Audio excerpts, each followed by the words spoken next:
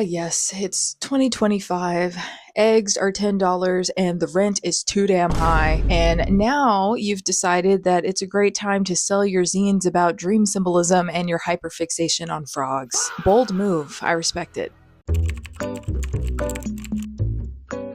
And I'm sure on your quest to sell said zines, you've come across quite a few obstacles, like the aforementioned eggs being $10 and the rent being too damn high. But despite all the chaos of making it harder for artists to sell their work, I wanted to give a few tips and advice about how I personally do what I do to make an income as an artist. I've made a lot of videos about how I make money as a zine maker, and I think a lot of people are surprised to know it's not from zines. It's mainly from a lot of other things, and then I use that money to fuel my zine process. So right now, I'm actually focusing on my shop update. So I have a small shop called Bree's Tiny Print Shop. Also, hello. If you're new here, my name is Bree and I love zines. Zines, if you're not familiar, they're basically just self-published booklets about anything you want. I like to tell people to think of them like homemade magazines, but the main difference between zines and magazines are that zines are more focused on self-expression. They're made in a very DIY way, so it's more accessible to anyone, regardless of background, regardless of artistic skill, regardless of financial status. Anybody can make a zine, and anything could be a zine. You can make a zine out of trash, anything you have lying around. You don't need a lot of fancy tools or materials to make one, whereas magazines, they usually cost a lot of money to reproduce and distribute, but I have a lot of videos on that if you want to go into that. This video is not about that. This video is more so just a vlog of me prepping for my shop update, but giving advice along the way. Times are tough, you know, right now, especially in this economy. Oh my gosh. And if you're in the United States under this presidency, there's a lot going on. There is a lot going on, and it makes our jobs harder. It makes being an artist very hard, but does it mean that it's unnecessary? No. Is it more challenging to find the time to be creative and be artistic and maybe even sell your work? Absolutely. I'm tired. I'm gonna tell you right now, I'm so tired. I'm a little burnt out. But like I said, I'm getting off track. What I'm trying to do is prep for my shop update. So my shop is opening soon on October 24th, and I'll be having a lot of stuff for sale because I'm in the middle of moving too. And one thing I've learned from moving a bunch is that you don't want to move with a bunch of inventory. I mean, if you can't help it, then yeah, you're gonna have to move that stuff with you. But I figured, you know, I'm moving really soon and it falls kind of close to when my shop opens. So I figured I would just put a bunch of stuff on sale. So this is what I'm doing right now. I'm restocking the shelves. This is my little shelf that I put a lot of my inventory on. These are shirts that will be on sale. I have some zines over here that I finished organizing.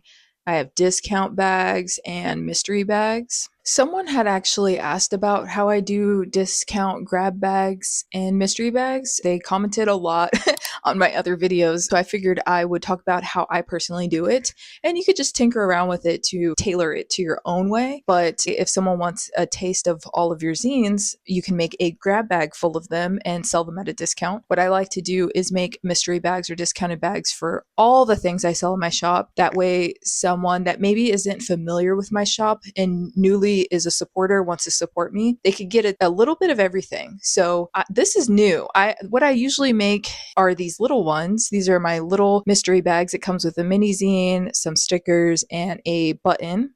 And it's usually B grade things. So B grade just means that there's minor imperfections with the materials inside. So this doesn't mean like it's trash. Sometimes things get messed up and I don't see the need to throw it away. I just sell it at a discount. So things that would be imperfect are like ink smudges on the zine, or maybe the stickers are discontinued and I don't offer them anymore. I'll throw them in here. Or a button, maybe a part of it is crinkled or wasn't laid as flat as it usually is. So I offer them at a discount. So that could be something that you do with a bunch of mini zines or, you know, other items that you have in your shop. And these are really, really popular because they're cheaper than everything else in my shop, but you get a little bit of everything. So it's not just zines, you know, it's a good variety of a lot of stuff. So people can experience shopping with me or supporting me without buying a bunch of individual listings. I feel like I price my things pretty fairly to myself and to the customer because as an artist, I want to get paid for what I do. That's very important that you value yourself as an artist and charge your work for what it's worth because it helps artists everywhere. Okay. This is something that I learned when I was in college.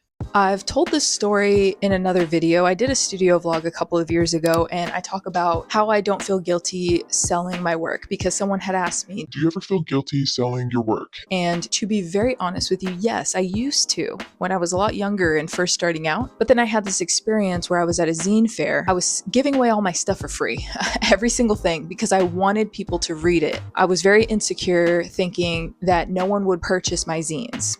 I didn't think that they were good enough, and I didn't want people giving me money for something that I thought was a piece of shit. You know, that's how I used to think. I was at a zine fair, and my college professor happened to walk by my booth, and he was very disappointed that I was giving out all my work for free. He's like, "What is this? Why are you doing this?" And I was like, "I just want people to read it. I don't care. I just want it to get into the hands of someone." And at the time, like I said, I was in college. I was studying English creative writing because I've always wanted to be a writer. And he took one of everything, right? He took one of every zine on my table, didn't say anything, and I saw him in class the following week. The following week, he showed all the zines that he got at the zine fair and was asking us how much we think every zine was worth.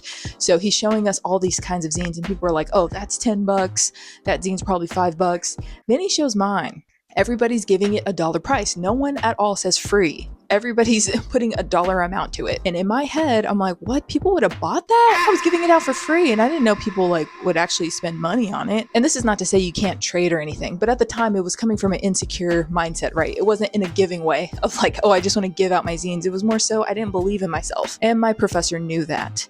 So he didn't out me and say that your peer here was giving out their work for free, but he turned it into a lesson. As an artist, you all want to do this full time. That's why you're here. That's why you're creative writing majors. You want to get paid for your writing. So I advise you to always charge for your work, even if you charge 25 cents. Charge something, add value to it, because when you value your work, other people will too.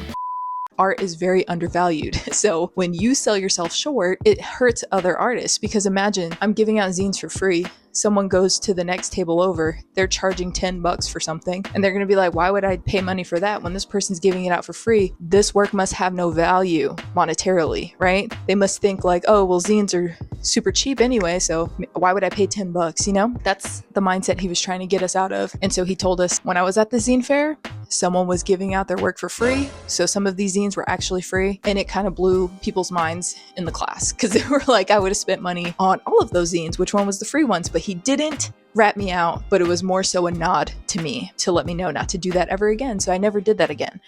But like I said, this doesn't mean that you can't offer your work for free. Now that I'm more secure in being an artist and I know that there's value in my work, I do sell my work, because I keep saying I'm a full-time artist. This is how I want to be paid. I want to be paid for the work that I do. But at the same time, I can still offer some for free, donate my zines to local libraries or schools. And I also do zine trades all the time. So now I do it in a more secure way. It's not in a desperate way, like, please read my work. I'll do anything for you to read my work. It just comes across as really desperate and weird. But now it's more so I can give because that's what I believe about this community. I think it should be community-based first, but at the same time, I'm a multidisciplinary, or I'm an artist that does a lot of things. I don't just make zines. So as an artist, I think I deserve to be paid for my work. And then when I think that way and move accordingly in the world that way, other artists have the confidence to do that too. And not just zines. Like I said, I sell a lot of things, which leads me into the mystery bag, the newer one that I made, that come with pretty much the same kind of stuff as the littler discount bag, but it comes with a bigger zine, it comes with a tote bag, and a lot of other cool stuff like a keychain and an air freshener. It's basically like Bree's Tiny Print Shop a la carte. Or not a la carte, what's the one? A tour of Italy? Like when you go to Olive Garden and you get a little bit of everything. In here, things are misprinted as well. They could be B grade, which means that they're not the best tip-top shape quality, but they're still really good. It's just like missing a page in the zine, or maybe there's a weird line down the middle because my printer messed up, you know, stuff like that. So that's why it's offered at a discount. So I do have other videos about how I generate income for myself as a full-time artist that you can check out, and how I do things may not even be the most efficient, productive way. It's just what I've learned in the past 5 years. So I've been making zines for a really long time, but I've only had my small business for about 5 years or so. I've learned a lot over the years, but I'm still learning. And I just wanted to say that there's various ways besides having an online shop where you can make money. Other ways that I like to make money that are mentioned in these other videos, but I'll just recap shortly here, is offering wholesale to bigger businesses than mine. That means that the business or the retailer buying from you is buying in bulk. So a lot of that stuff I showed you, they will buy like 10 shirts, 10 grab bags, 50 stickers. The trade-off is that they're getting it for half off. So yes, they're buying a lot of things from you because they want to sell it in their shop, but they get a deep discount for it. But this is really good because an average order for me for one of those sales will be like $500. I'm not just selling to one store. I sell to multiple stores across the country. And one way that I do this is by using the website Fair. There's pros and cons to using Fair. I really highly suggest you do your own research. There's other websites that you can offer wholesale on other than Fair, but this is just the one I've been using because it works sort of like a search engine. So people can search up things on Fair that they would like to sell, like stickers or zines or shirts or totes or something like that. And if they come across you and they like your store, they can buy a lot of stuff from you. So I'm making a lot of money every week from these stores all across the country, sometimes even out of my country. As a handmade artist, I have to produce a lot. I do outsource a lot of stuff and have zines printed by businesses like Mixam, but a lot of my zines are made in-house. I make them right here in this room with my 2 printers. So people are buying from not only from my shop, but also from my wholesale catalog. I have to make a lot of stuff and have it ready. Number 1 tip ever, if you're gonna take any advice from this video, is be prepared, okay? If you're gonna sell something, make sure the amount that you have available is the amount that you put in your store or in your wholesale catalog. I know it sounds like a great idea to just be like, oh, I'll just list that I have 500 of this thing, and if it sells, then I'll just make it. I'm just saying from experience, you don't want to do that because it has drove me to tears, to sleepless nights, and also it cut into my personal time. I couldn't take any time off. I couldn't really hang out with my friends. It was really affecting my personal life. So as a small business owner, I've learned to count what's on the shelf, count what's in the bins, and make that available, okay? If it sells out, it sells out, and people will just wait. If they really want it that bad, they will wait. I've had people see that something was sold out and email me and DM me and, try to contact me in all sorts of ways to get their hands on it. So just trust, please, if you could take any advice, or maybe not, maybe you'll make the same mistake I did and you'll remember my words and you'll be like, okay, I should have maybe listened to Bree. So wholesale is really great.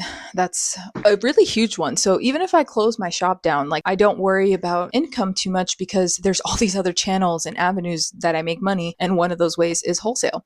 So while my shop is closed and I'm restocking stuff for my shop, I can take wholesale orders in because the stuff's already ready. So that's another huge thing, is that I try to keep separate stash for each thing. So my shop has its own little set of inventory, and then wholesale has its own other set of inventory. I think that's really good from an organizational standpoint, because imagine you get an order from Fair or from wholesale, or someone sends you an invoice, because there's lots of ways to do wholesale. Sometimes a small business will just send me an invoice in an email because they're within walking distance from me, and I'll just walk to their shop and drop off the order. I don't have to ship it or anything. But say that I get an invoice and it's asking for 50 copies of something, and I had the same stash for both my shop and my wholesale, and I don't have 50 available because I sold those in my shop. It's a nightmare. And I'm saying this because I've made this mistake so many times, and I had to learn to organize my business in a different way that was more sustainable, that wouldn't burn me out, and that wouldn't chip into my personal time. Because that's so important, guys. As a small business owner or an artist, really, really, really make time for yourself. Because if you don't and you burn out, that's what's going to prevent you from wanting to do this long term. But also, I think it's good to change your mind. So say you try out being a small business owner and trying to do art full time and it doesn't work for you. I think that that's awesome. That's great. You know yourself better. But for me, I really enjoyed doing this. I don't want to do anything else. So I had to come up with other ways to make money that wouldn't burn me out because maybe zines weren't selling. So I had to find other ways to get my art and my work out there. Another big way is doing commissions. I know, scary, super scary, super scary. But I started opening up commissions a few years ago, and that helped a lot. When I post stuff, sometimes I forget that I'm being perceived. And I'm like, oh, people are actually looking at this. There are real people on the other side of the screen. I had a weird little disassociation with my social media for a while because I was just so focused on just getting the work out there. So because I was getting into this routine of just finish it and post it, finish it and post it, don't worry about who's seeing it or whatever, I really stopped caring about the views, about who was seeing it, whatever, and just did it, right? And that's what helped me build the audience that I have now. But what I'm trying to say is just because a thing gets a lot of views doesn't mean I'm getting a lot of money for it. I don't get money from my Instagram posts or my TikTok posts. So what I learned to do was stop trying to think I'm going to make a bunch of money from my videos and just use it as a way to expose my skills. So if someone wants to hire me for these things because my commissions are open to people, then they'll see sort of like a portfolio. They could look at my Instagram, they could look at my YouTube or my TikTok or whatever and see my work, and it serves as a resume for if they want to hire me, right? Just last month, I made a video that has damn near 5 million views. And you want to know how much money that made me? It made me $0.00.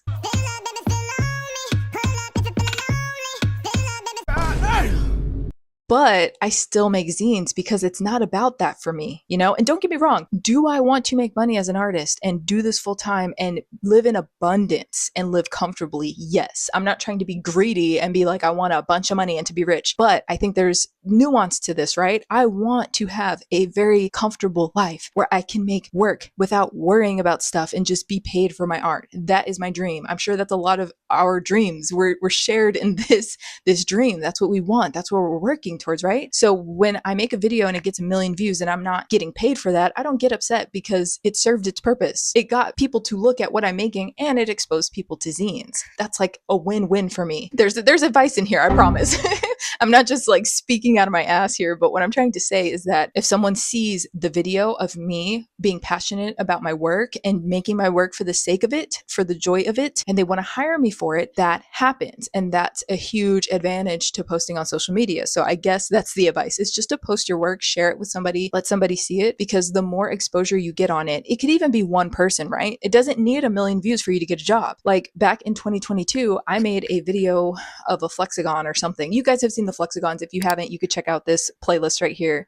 I started making flexagons and then I made them in my own way. So I started calling them flexazines, and some of them weren't getting a lot of views. One got like, I think 700 views. And one of those 700 people was someone that works at Manic Panic, the hair dye brand. And they reached out to me because they said that they showed my flexazine to Tish and Snooki, the creators of Manic Panic. They are iconic. They are two badass women that created this brand.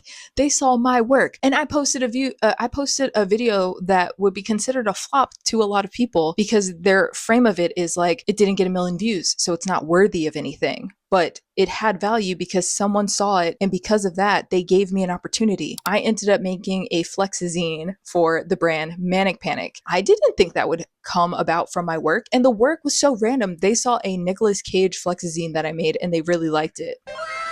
They didn't hire me to make a Nicolas Cage zine for them. They hired me to make a zine for them. You don't need millions of followers or even millions of views. That job opportunity came when it was like one of my lowest performing videos. I really hope me sharing that experience with you helps reframe your view of what you sell, okay? Because this is how I think about it. So in order for me to sell my zines, what is that? Oh, that's my tripod. Get that out of the way. But in order for me to sell my zines, I had to reframe the way that I thought about sales. Okay, so what I do, and like I said, this may not work for everybody. Okay, don't attack me. Okay, I'm trying to help. So what I'm trying to say is that in order for me to sell my zines, I had to reframe selling as sharing. I don't think that I'm posting something to sell something. I'm just sharing my work. Not every successful sale is a sale at all. Sometimes it's just exposure and getting people to view my work and then follow me so they could see my future work. Or like I said with the Manic Panic example, leveraging my social media in order to get an opportunity that could be paid. So when you post your skills artistically, this could be outside of zines too, okay? Maybe you're a clay artist and you make little clay trinkets, or maybe you're a different kind of paper crafter. Maybe you make pop-up books or something like that. I think it's very important to utilize social media to share your skills, because maybe someone wants to hire you instead of doing a shortcut with AI. Maybe you saved someone from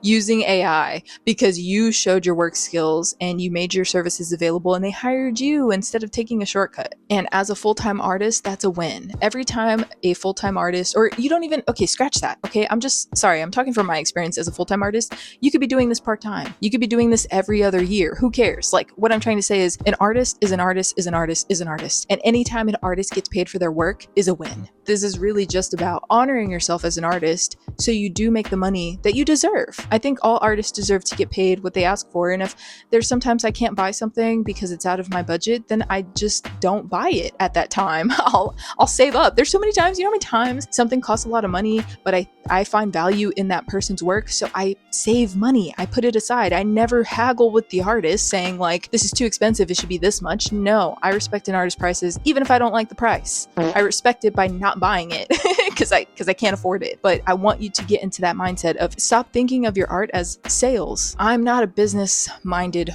person at the forefront. I had to learn that. That was not something that came natural to me. So instead of learning all these business tactics of how to sell things, I had to just think of how can I show off my work in a way where I can get paid for it, but it doesn't sell my soul in the process.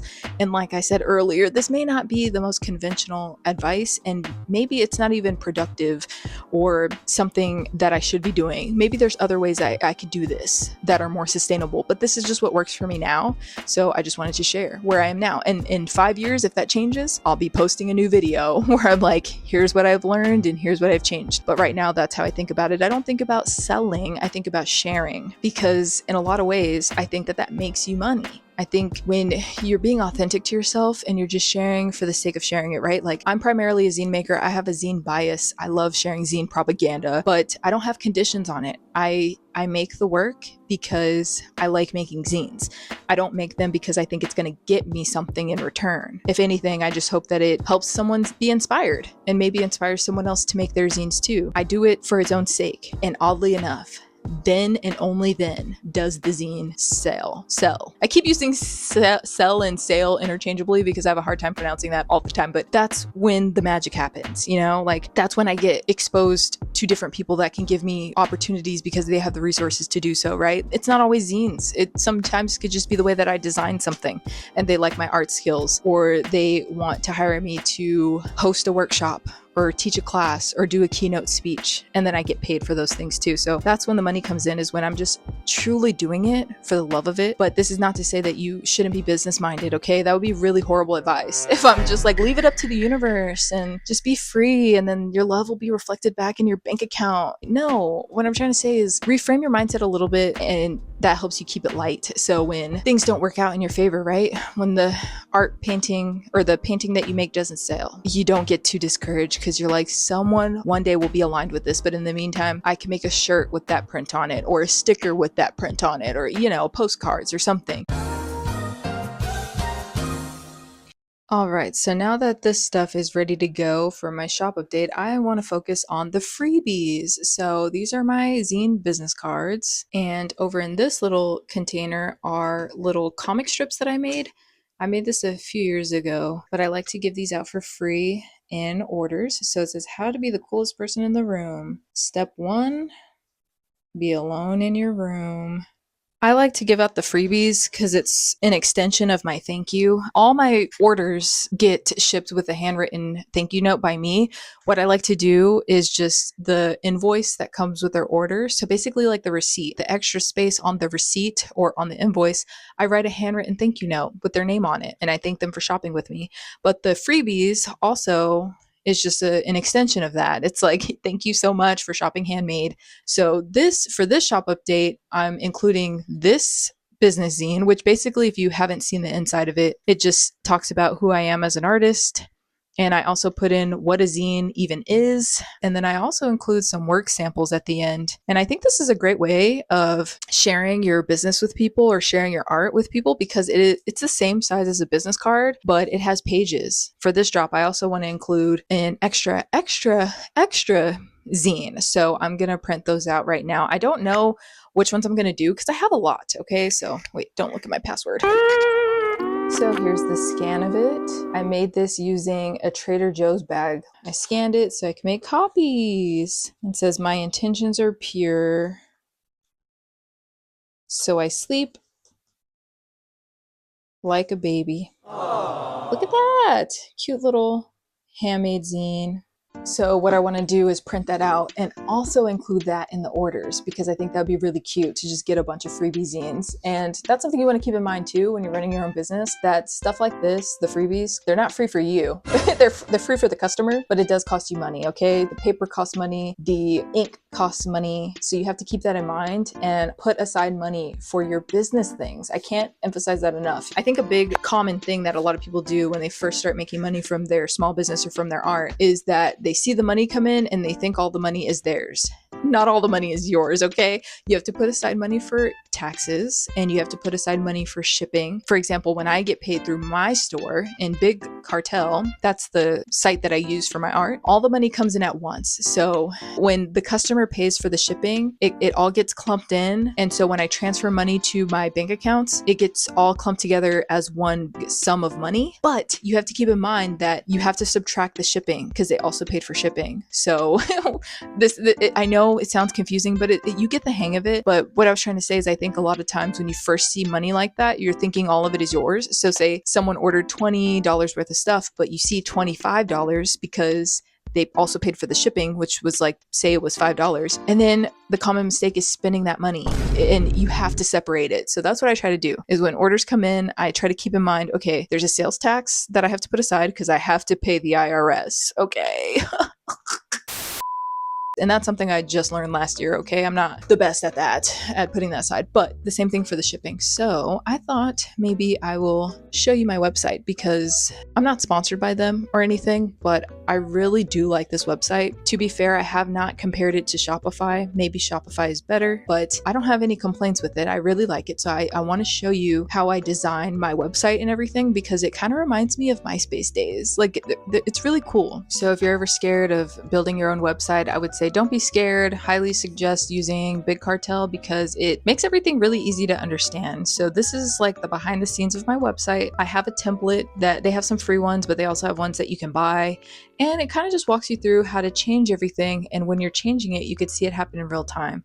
So one of these newer additions they add were these little sprinkles. And I just want to show you how easy it is to do something like that with Big Cartel. It's almost like you're coding, but they make it really easy for you. So what I did to get this was I scrolled down in my settings. So see, look, this is my logo. You can see it here. You could even change like the size of it and stuff when you tinker around with it. It's really fun customizing your own website.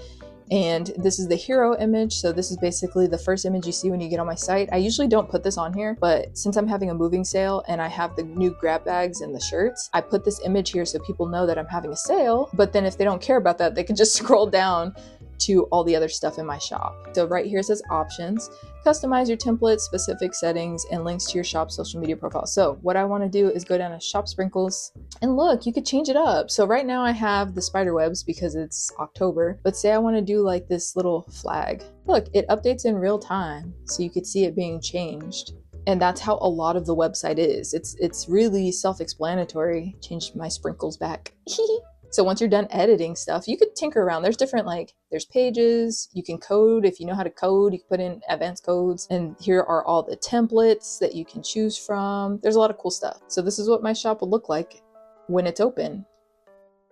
I really like customizing my website this way. I've tried a lot of different websites before I finally decided to go with Big Cartel, and I've had it for the past 4 years now. So that's just an option. Like I said, there's so many different ways that you can promote your zines and promote your work with a website, but I just wanted to show you my website that way because I thought that was pretty cool. So I've talked about all the other ways I make money, right? I talked about wholesale, I talked about commissions, talked about my online shop, but I do want to say that I think sometimes the best currency for my zines is just the fact that someone will say that they read it and it made them feel seen. Oh, brother, this guy stinks! One of my favorite aspects of sharing my work is starting conversations with people. Like, I have a couple of zines here that I made after just experiencing just some controversy, I guess. I don't know. Like, last year I went to Hawaii to visit my family and I was posting pictures about it, and I wasn't, giving a disclaimer like, hey, I'm in Hawaii because I'm part Hawaiian and I'm visiting my grandma. And someone sent me a very long, angry email. They sent me a bunch of sources of locals in Hawaii saying that they're being colonized, which this is not news to me. I'm Hawaiian, so I know that. So I was I'm like, why are they sending me this? And they were like, how does it feel to be a hypocrite? This is like when a vegan eats a hamburger. I'm like, what is going on? And then I realized, it clicked to me. I was like, oh, they don't know that I'm part Hawaiian. Not everybody knows every freaking detail about my life. So I ended up responding, hey, thanks, I'm Hawaiian.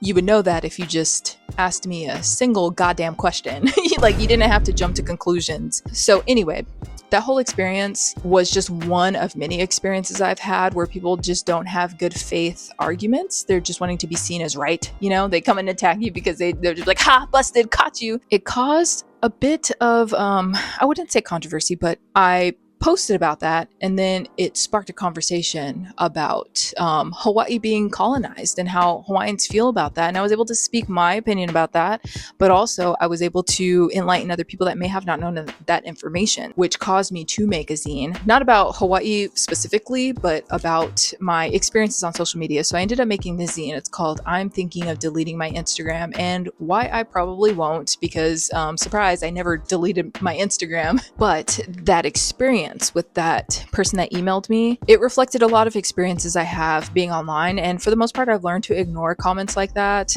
that are just not based in good faith and not giving you benefit of the doubt, or even trying to have a meaningful conversation, right? I had to learn to ignore things like that, because a lot of people will just decide that your post has more meaning to it than it does, or they'll just do a sweeping generalization of you as a person based on what you're posting about or saying, and deem that you're a bad person that can never be redeemed. that you're just evil and you're meant to be evil, and you try to be evil with your post, and that you're an evil person and that they're unfollowing you because you're evil. That really helped me make a new zine about why I think it's important to have media literacy, and to also bring back critical thinking skills in the sense that there is a lot that you don't know about a person based off of a post. And I think to be able to enjoy the internet, we should keep in mind that if we don't like something, we can simply scroll. Unless you're trying to have a meaningful conversation with someone, or, you know, get to know them on a deeper level, or understand the nuance of why they said what they said, most of the time the response that they give or the hate that they give is unwarranted. So it helped me make that zine. And from making this zine, it helped a lot of people that deal with that too. So I'm not saying that every person with a lot of followers, they're the only people that get hate. A lot of people get bullied online. A lot of people get dogpiled online. You know, like sometimes I share a zine and I like to show it in my hand. Like I'll post it like this because I think it really highlights the zine. And there'll be times where people say like, I wanted to share the zine, but I didn't share it because the hand is black. And I'm like, that's actually insane. But if I paid attention to every comment like that, I may refrain from posting. So that's why I thought it was important to share my zine, and other people read it too and could relate to it and said that they had similar horrible experiences online too. The biggest reward I received from sharing that zine was connections with my community. Whether people liked my zine or not is not the point. I don't want to exist in an echo chamber where everyone agrees with me, but I do respect the people who choose to speak with me with kindness and an open mind. You know, the people who choose to add to the conversation and share their experiences existing in the digital landscape too. The people who shared their tips and tricks on how to navigate hate comments so I don't get discouraged from sharing my voice, or the people who said my zine inspired them to make their own. And that's what I mean about the mindset shift of selling things rather than just sharing them. I feel like sometimes the biggest reward for sharing my work is someone saying, you made me want to be an artist too. It's not the best practical advice for selling your zines, but I just want to say that when I stop thinking about selling, that's when it sells. What I mean by keeps haunting me. You move this out of the way. But what I mean by the social media thing, because if you're watching this, you probably post a lot of your work online, or at least are trying to, right? I think you should use social media strategically. You know, don't only use it to promote your zine and tell people where to buy it. I think you should also use your social media to have fun. Use your posts to share excerpts of your work, or do a zine reading where you read portions of your zine or the entire thing. I do a lot of free zine readings because I know that sometimes people can't always buy my work. So I'll do a zine reading where I read the entire thing for free. And it takes you through the whole journey of not just the zine itself, but I talk about the context behind why I made it. And that could even lead to a sale. You know, I literally read the zine for free and people still choose to buy it, because I think me going into depth about my work a little bit more introduces you to me as a person, as a creator. I don't ever like to think of my business as like a one-way street where I share things and you you like and buy, I want to hear your opinions about it too. I want to hear your perspective about the same topic I'm talking about, you know? I think that's what the community's for. So use your social media like that. Don't just post buy it, post why it exists. Talk about what inspired you. Talk about who it's for, who it's directed at, if anything. You know, maybe you're using it to vent about a breakup, or you're using it to talk about something that impacted you. Maybe you're doing it to teach people about zines. You know, say, I made this because. That really helps with the sale, because if I feel like I can resonate in any way, or if I'm curious about your story or the story of your zine, it makes me want to buy it. It makes me want to read it, and it makes me want to support you, right? I could buy a zine all day long, and that's one thing. But if I'm buying into the person, I feel like that's timeless. People will want to support you because they like you, because they want to hear what you have to say. They want to fund your process. It's my printer. I don't know if you heard that, but I'm printing out the zines right now, the freebie zines, and my printer was self-cleaning, I guess. I don't think you owe everyone an explanation behind why you make the things that you make. Some art does just speak for itself, okay? And it's cool that way too. But me, I like to share a little bit more about myself because I want people to see the person behind the zine. In the beginning of my YouTube journey, I talked about how my dad did not support my art, and he said I would fail. He said that my art was mediocre. And I think it's important for me to share stories like that because someone could relate to it and see themselves represented. I started my art journey really late, or what I deem really late. I was 26 years old, and now I'm in my 30s. And a lot of my peers online doing this stuff, they're young. So if you're a little bit older like me and you feel like you're falling behind or you don't have time, you could see someone like me doing it in their 30s and be like, oh, it's possible. You know, I'm not saying it's easy, but it's possible. It's really up to you. You can be really mysterious and just post the art if you want to, and that works for a lot of people. But I want to use zines in the way that this community is made for, you know, where it's building community. And if that means sharing really vulnerable stories with you, so you know you're not alone in what you go through, then cool, because that's what my zines are about. So of course, that's what my videos are going to be about. You know, I have zines about me realizing that I was a lesbian instead of bisexual. I thought I was bisexual my whole life. And then later in life, I realized I was not. And I made a zine about it. And then so in turn, I made a video about it. That's the kind of content creator that I am, the kind of zine maker that I am, the kind of artist that I am. I go there. And if people are into that and that's the kind of stuff that they want to hear, then they subscribe. So I feel like it really pays to just be yourself. Share the thing that you like, share the thing that you love. And if someone out there resonates with it and likes it, or maybe they don't relate to you at all, but they are interested in hearing more about your life, then they'll do just that. They will read your zine. They will buy your art print. They will subscribe to your YouTube channel, you know? I just think you have to just keep being you. I know my advice can be cliche sometimes, but I'm the type of person where I think the truest things in life are the most simple. Sorry, it's vibrating. My printer's still going. This is what's going on here. Printing out the zines. I think another thing you want to keep in mind is make your zine easy to get. If you want people to see your zine like in person, in the physical sense, you got to make it easy for them to get their hands on. I don't mean giving it out for free. You can absolutely do that if you want to. But what I mean is, like, I can't tell you how many times I wanted to buy a zine from someone. They posted a picture of it with literally the caption, buy my zine, or here's my zine, you can buy it. And there was no link in their bio. They weren't answering their DMs, and they weren't responding to comments under the post. So I wanted to buy it, but they didn't make it available for me to buy it, or they forgot to put the link in their bio to their shop or something. And so, like I said earlier, there's a lot of ways to sell your zine. You can use Big Cartel. That's the one that I use. You can also sell on Gumroad, Ko-Fi, Etsy. You could even use a Google Forms thing. Like, you can make a Google Forms and attach your PayPal or your Venmo and have people buy it from you that way. Or you could just text someone, DM them, and ask them, hey, can I buy that thing? And if they respond, usually 9 times out of 10, they'll give you a way that you can get your hands on it, okay? So another way you can make your zines even more accessible to people is making them available digitally. So I prefer handmade zines that I can feel and touch, and I want the physical media. I want the zine in my hand.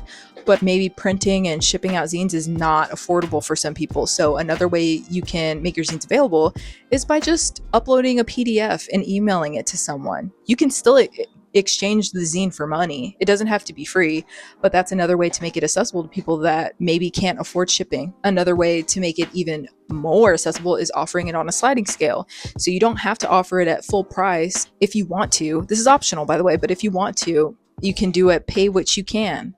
And if you need some tips on how to make sure that you keep costs low for yourself, some of the ways that you can do that is by DIY printing at home. So basically what I'm doing right now, I'm printing all of these at home, and that's how I do the majority of my zines. It does not have to be perfect. It does not have to be in color. That's another way. You can do it in black and white. You can do grayscale. That's actually my favorite kind of zine. I love zines that are grayscale and maybe the cardstock cover is pink or something, but it's all black and white. Like one of my favorite zines, I keep this on hand because I love referring back to it. It's called On Avery Island by Avery Parrott. And this zine's pretty thick. It's a big boy. It's a big chunky zine. I'm sure cost was pretty low for Avery because it's all in black and white. So it's printed like this, every single page. You can print it in color if you want, but color is notoriously more expensive. But see what I mean about the pop of color? Avery printed it on a pink cardstock, so it gives some color in the back, but it's all printed black and white. You can also go to your local library and try to print, because at my library, at least, okay, you have to do your research to see what your town or your local library accepts. But with a library card, I can print free copies every day. There's a limit to how many copies I can, but you should really utilize that, because the more you use the library, the more people see that the library is in use and they could fund things for the library. There's so many resources at the library. I can't even, I can't, that will be another video. But when it comes to printing, you could print there for very cheap, if not free. Or you can go to a office store if you need a bulk order. They do something called the bid order, and you can order in bulk. You can order so many in bulk at a discount. They print it not within their store, but at a warehouse. So it's kind of like when I print through Mixam or something.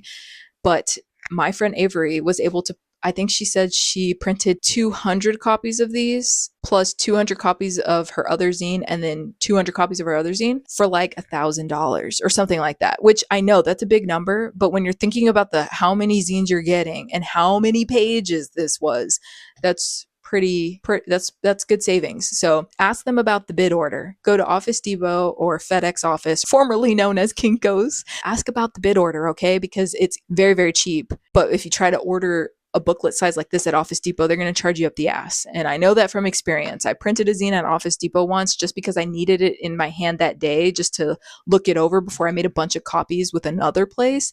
And it ended up costing me $7 a booklet. When you do the bid order, it won't be $7.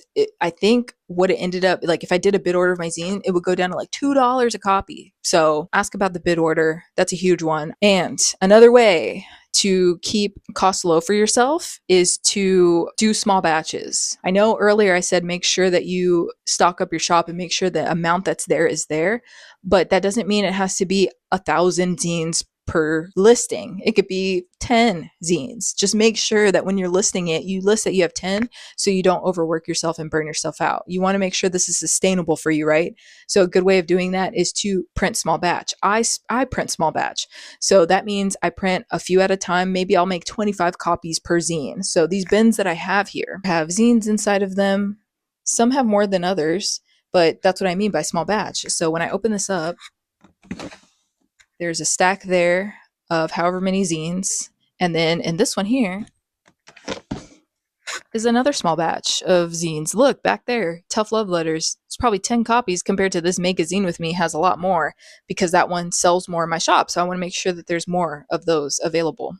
Small runs are okay. And if it sells out, it sells out and people have to wait for me to restock. But that's a great way that I keep costs low for myself. And then when people buy them, they don't have the funds to print more, you know? So do what works for you. It's very flexible. You don't have to stress yourself out about making sure you have like 100 copies of something, because what if it doesn't sell? You have to learn the metrics over time, learn the numbers. Like this zine that I showed you had a bigger stack, the Make a Zine With Me, because this one was selling out too often during my drops. So I made sure to make more of these because they sell more than, say, the other one, Tough Love Letters. This one does sell, but just not as quickly as the other one. So I make sure that I have more. You know, I learned the numbers over time. You have to really pay attention to your sales and see what people are buying. That's a great way to add stuff to your discount bags, because if stuff isn't selling for whatever reason, you can discontinue it, but you don't have to throw those copies away. You can give them out for free if you want, or you can add them to the discounted mystery grab bags, because now it's a discontinued item. And someone, if they want to experience your stuff, but they want a little bit of everything, they want a variety, you can add them to those mystery mystery bags that I was talking about earlier. So that's a great way to keep costs low for yourself. Also, like, reuse old paper. It's okay if you print imperfectly. If you have little ink fingerprints here and there, or maybe you see whiteout on a page, like, all of that stuff adds to the charm of a DIY zine, okay? So don't think that they have to look super polished like magazines. That's why they're called zines. Language is very important. The meaning of words is very important. And I want us to understand that zines were made for this purpose because they're not mainstream media. It's very flexible, okay? You could do anything you want with your zines. So just make sure that you keep those things in mind, because it could keep costs low for yourself and for the people that buy from you. People are always asking me what my zine secret is to printing without the margins. And the secret is that I don't print without the margins. I actually print a lot of my zines with the margins. Sometimes I keep them as is, or other times I cut them off. So with these freebie zines that I made, I'm going to cut them off with my swing line paper cutter. And all I do is print them like this. Most of my stuff prints with this border around it, and I just cut it off. So my secret is labor. That's the secret, folks, is labor. Messed up.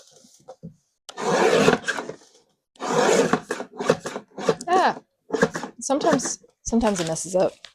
And then when that happens, I literally cut it off with scissors. I mean, this is more convenient because I can stack a bunch at a time and cut it, but my blade is pretty dull. So sometimes this happens, and then I just cut it off with scissors to make it cleaner. Okay, so like I was saying earlier with the advice, I was gonna say some advice about how zines are resistant. If the internet goes away, if it crashes, if Instagram deletes our photos, if YouTube deletes our videos, if our favorite TV shows stop being aired, if they start changing the history in digital books, if they start trying to rewrite things, at least we have the books on our shelves. At least we have our physical photographs in our scrapbooks. At least we have zines.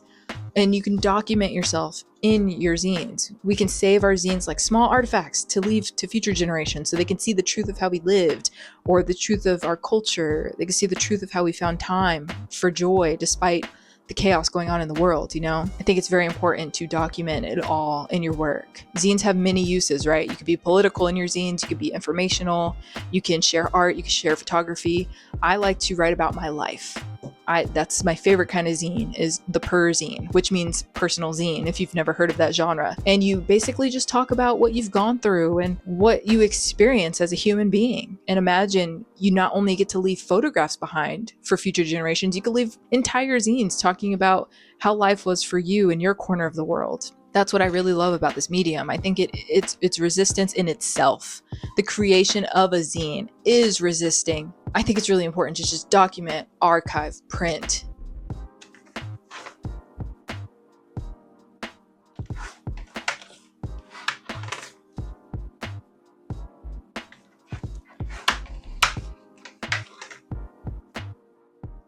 I do want to say that my aim for making these sorts of videos where I'm talking about how I make money as a creative and how you can do it too is to uplift you.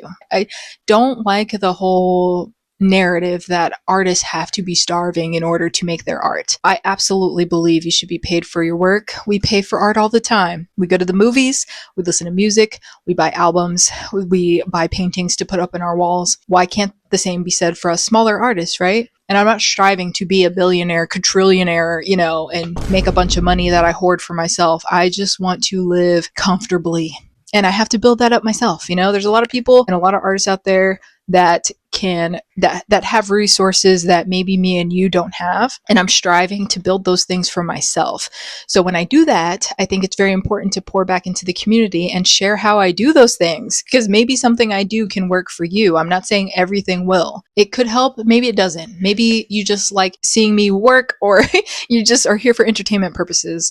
But I think it's very important to strive for more. It's okay to be ambitious, okay? It's okay to want more for yourself. I grew up not having a lot, and my parents worked their whole lives. They probably will. I don't want that for them. I wish one day to be able to retire them. But in the meantime, I think it's okay to dream. It's very punk to dream about having a life where you can make art and relax and have a day off, you know? I think a lot of times when it comes to this conversation about art and making money, it's a little touchy for some people because some people believe that you should be the underdog your entire life. I don't believe in that. There's definitely a level I want to reach with sharing my content, sharing my art, and that means I want it to be financially stable. I don't think it's bad to want those things, but I think sometimes when we talk about it, it can be misconstrued, and a lot of people think like you're just contributing to capitalism. You're a pig for wanting to build an art business or wanting to sell your work.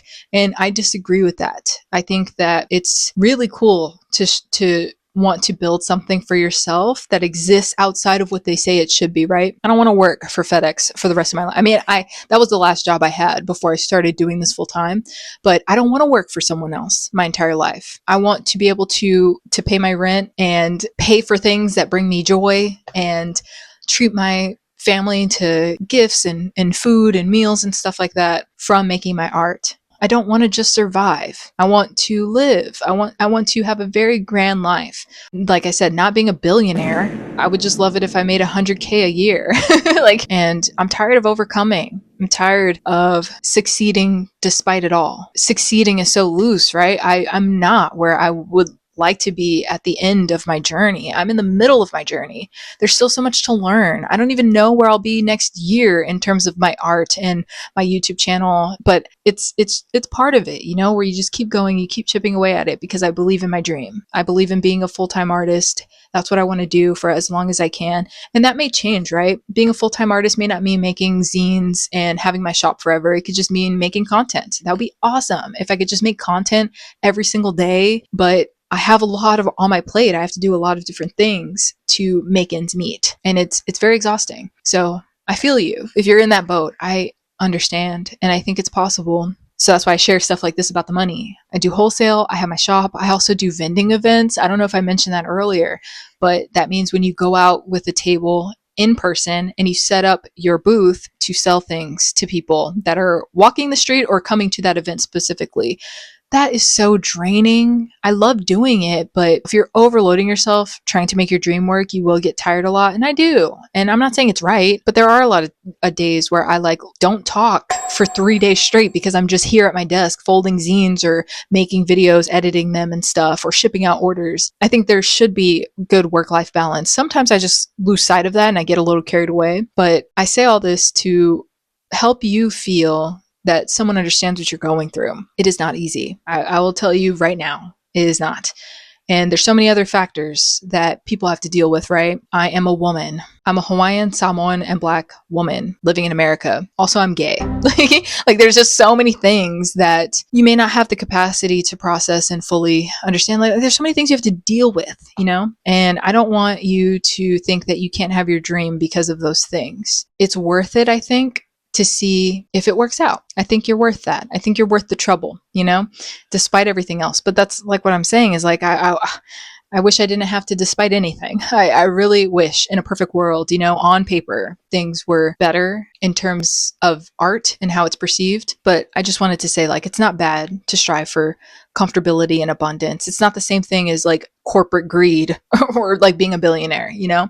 So don't let people try to make you dim your light and dim your passion because they don't see it for themselves. I just want to tell you that now because that happened to me a lot when I was coming up. And if you've seen my stories and you've seen how I've overcome the fear of being an artist, you know that you're not alone in that plight. And I had a lot of societal pressure and a lot of pressure in the home to be something that I wasn't. And I made it through, still struggling. It's not all honky-dory butterflies and rainbows, but it's possible.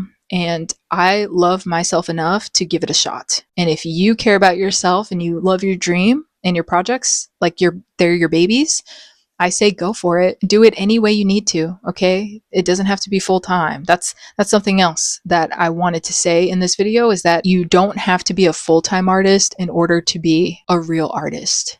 Right now is like a time where a lot of people want to quit, and trust me, I've been there so many times, and I have quit sometimes.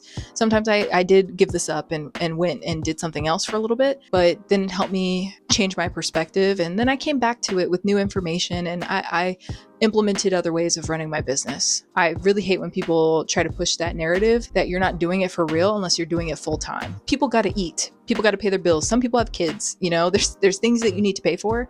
There's no shame in that. If you have to get a part-time job or work a 9 to 5 and then you do your art on the side, do that. Okay, we all have to start somewhere. And that's definitely how I started. I've had plenty of jobs, but right now this is my main gig, and I wanted to share how I'm able to make money. It's not all from my shop, and it's not all from my zines. If that can help you out in any way, please let me know down below in the comments. Hopefully by the time you're watching this, my shop is open or going to be open, but this is the day that I open.